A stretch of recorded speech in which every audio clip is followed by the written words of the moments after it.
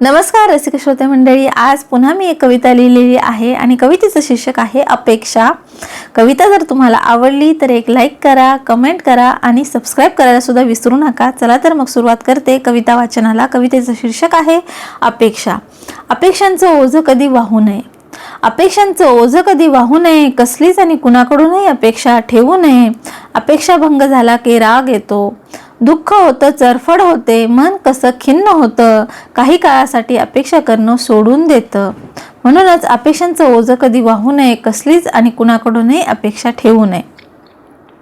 या उलट पूर्ण झाली अपेक्षा, या उलट पूर्ण झाली अपेक्षा की मन आणखी आशा करतं, आणखीनच लोभी बनतं, वरचेवर त्याचा लोभ वाढतच जातो। आणि म्हणूनच अपेक्षांचं ओझं कधी वाहू नये, कसलीच आणि कुणाकडूनही अपेक्षा ठेवू नये।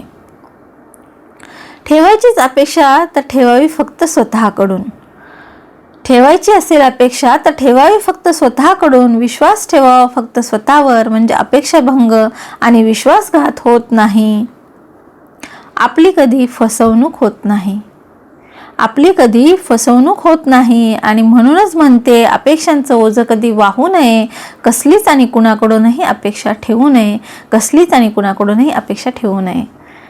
तर मंडळी, ही अपेक्षा कविता तुम्हाला कशी वाटली? चांगली वाटली असेल, आवडली असेल तर एक लाईक करा, कमेंट करा, शेअर करा आणि सबस्क्राइब करायला विसरू नका। चला पुन्हा भेटूया अशाच एखाद्या छानशा कवितेमध्ये। तोपर्यंत बाय बाय।